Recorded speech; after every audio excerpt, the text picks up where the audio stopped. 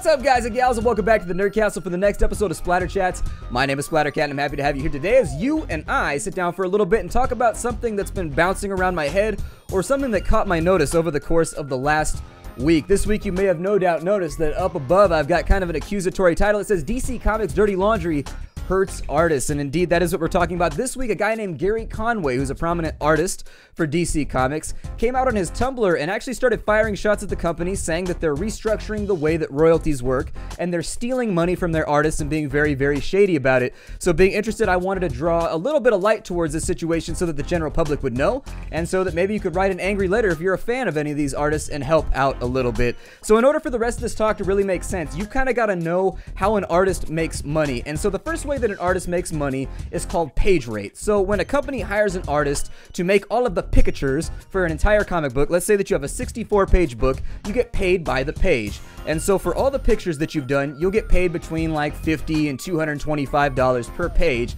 to make a comic book. The second thing is that if you debut any characters that you personally created, you now draw legal royalties, attribution rights. You get royalties for those characters if they show up in any other comic books. So let's say that I created Donald Blake and Thor. I debuted those characters. These aren't going to be from DC Comics standpoint. I don't read a lot of DC Comics, so unfortunately I can't give you examples that are in theme with the rest of the talk. I do read Marvel though, and so I apologize. I can see the DC people like grinding their teeth right now and being upset, but it's the best way that I can explain from my corner how this all works. So let's say that I created Donald Blake and Thor. From now on, if those two characters show up anywhere in anybody's comics, I get a piece of the action. I then draw a royalty, and that's the way that it works with music. That's the way that it works with just about everything in any creative medium. It works the same way on YouTube. If I do a thing and somebody else uses it, I'm entitled to royalties from that thing by intellectual property law, and that's how it's worked. This system was designed a long time ago by a guy named Paul Levitz, who was himself an artist that wanted to make sure that all artists got what they were due for the things that they created while under the auspices of DC Entertainment. So while working for the company, they wanted to make sure that their artists were happy, and they wanted to encourage them to create new content by rewarding them and giving them royalties for creating that new character or setting or whatever. Now, recently, Warner Brothers Entertainment bought DC, and they've decided to gut the process, and they've actually gotten rid of that. It was called creative equity, and that's the system that I just described, where you get royalties based on the characters that you create. Now, when Warner Brothers came in, they said, no, that won't do. And there's a difference in mindset between a corporate company like Warner Brothers and what DC was previously. So Warner Brothers, when they come in, they're very much concerned with like shareholders and things of that nature. They want to optimize their profits and make sure that they make the most money possible. And managing all the different characters that were created by all of their artists is a lot of work. And they've decided, no, we're not going to do that. We're going to create a new system. And the new system is kind of logically flawed, and it's the way things used to work back in like the 1920s when companies used to blatantly exploit their workers. And so let's talk about it like this. Instead of me drawing royalties for Thor, what used to happen is that every new character, let's say that I created Thor, my buddy Chad created Beta Ray Bill. Now, if you're familiar with the comics, Beta Ray Bill is very, very similar to Thor. They've kind of got like the same abilities. They wear the same hat. They've got the same kind of motif. They've both got Mjolnir. They've all got all these different things. They're very similar characters, but they are distinct characters in their own way as well. Now, Chad would get royalties for Beta Ray Bill, and I would get royalties for Thor because those were individual characters that we created. Now, Warner Brothers has gone through, and let's say that in the case of Gary Conway, he's created over 400 to 500 characters during his stay with DC Comics.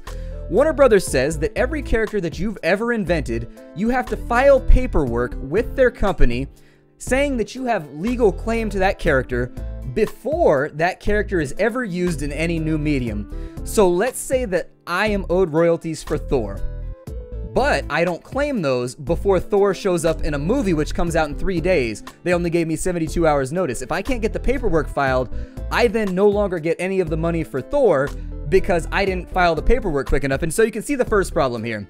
If you created a character, you have a very limited amount of time before they show up in any other comic, as part of any other collaborative, as extra characters in a video game, a movie, whatever. You've got to file 500 different pieces of paperwork, not knowing when your character may show up again, because typically this was managed by DC and now they've thrown it all back on artists. If you fail to do that, all revenues then fall back on DC Comics. Now that's pretty bad, but wait, it gets worse. Now they've created a system called derivative characters.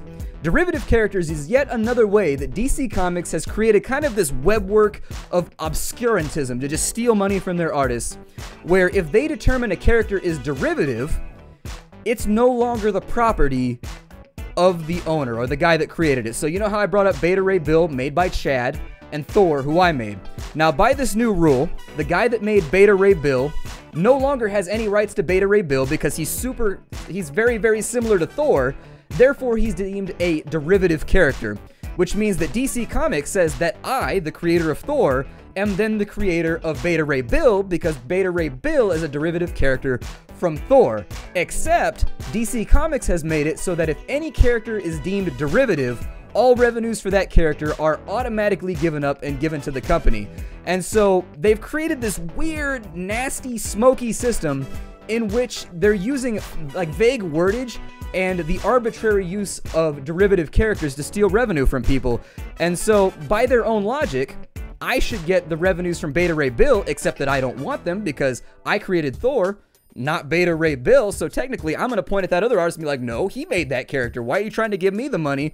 And DC Comics has avoided that situation altogether by being like, well, because he's a derivative character, you created him, but also because he's a derivative character, we're going to say that nobody created him because you can't have the royalties either. We're just going to pocket them ourselves. And so you can see here, just explaining it, it was probably very confusing or at least weird where you had to listen to it twice and be like, what?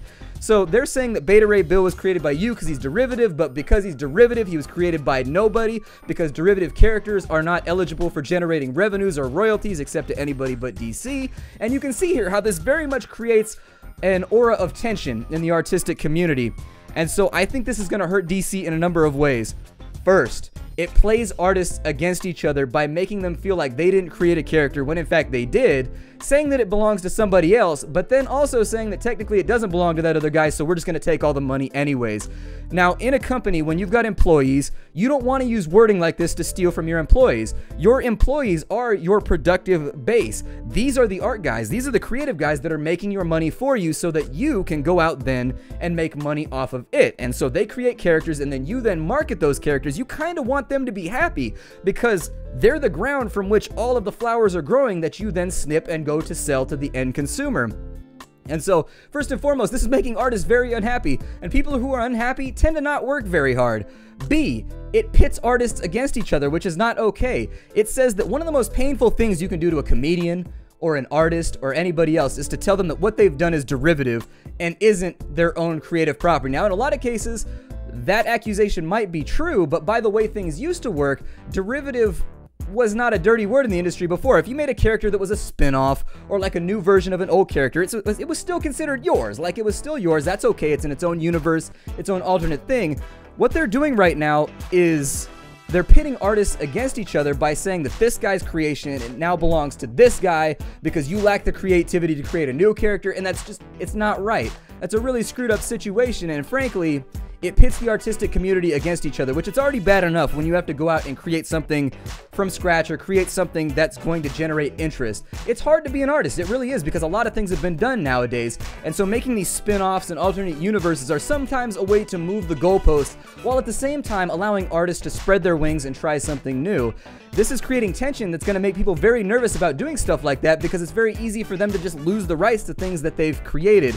And so ultimately, the final thing is that it creates distrust between, you know, the greater company as a whole. It's not okay. It's a nasty system altogether, and DC needs to be held accountable for something that they've created.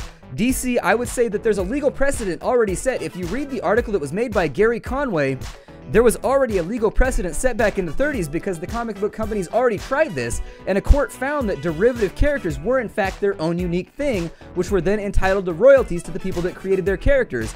But when that court case went to court, unfortunately the artists couldn't finish the case.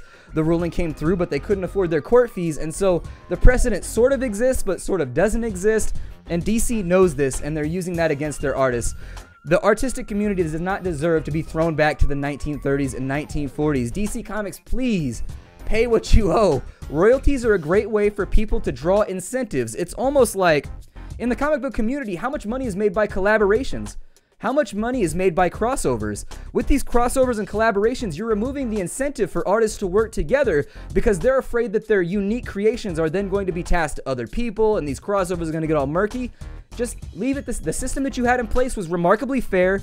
You still made a lot of money. Artists got their royalties. Everything worked out fantastically. And so my goal in this video log is to basically say, Warner Brothers, just leave things the way that they were. The system worked very well. It was designed by artists to benefit artists while still making you a lot of money and also allowing those artists to work without fear for losing their characters. So as it stands right now, I just wanted to draw light to this situation. It's a confusing one. I know it's weird. They've designed it purposefully to be weird so that people cannot claim their property. And if they can, then arbitrarily they can just stamp derivative on it and take your property from you anyways. So anyways, if you dislike this, I highly urge you to write DC Comics, to write Warner Brothers, to be like, this is not okay. We want to see high quality comics. We want these comics to be made by people that are happy in doing their job and don't feel like they're being stolen from. We want people to be able to create and to just, you know, get out there and flourish. And this is really sort of just kind of pouring it's like pouring poison into your garden. Is that really what you want to do? Do you want to create unhappy employees? Because this is how you create unhappy employees. And because you're showing no loyalty to them, I can virtually assure you that in the future, they're not going to show any loyalty to you. They're going to be out the moment the door has a new opportunity for them. So there it is. My name is Splattercat. This is DC is Hurting People. I will see you later. I hope that this has been enlightening. This was not something that I was aware of. I was aware of the royalty system that was in play, but this is a big change, and by putting your foot down right now, you're going to stop other comic book companies from trying to pull bullshit like bullshit like this in the future, because it's not okay. And this is really something that the comic book community and people that are engaged in nerd culture really need to call them on. It's not fair. It's screwed up, and really we just need to increase awareness of this. So I will see you all later in our next video log. There's a lot of things changing here at the Nerd Castle. Keep an eye out for those. I'm going to do a different video log in the future to let you know how things are changing. We're going to be doing a lot more video logs, a lot more reviews. We're going to be tapering back LPs a little bit. There's still going to be LPs, but we're really going to try and move into industry commentary and a bunch of other stuff from here on out, because I do feel like that might be a place where I can be strong. I will see you all later. I look forward to talking with you all about it in future Splatter Chats. It should be in a day or two, I promise. I'll see you all there. Hi, do everybody.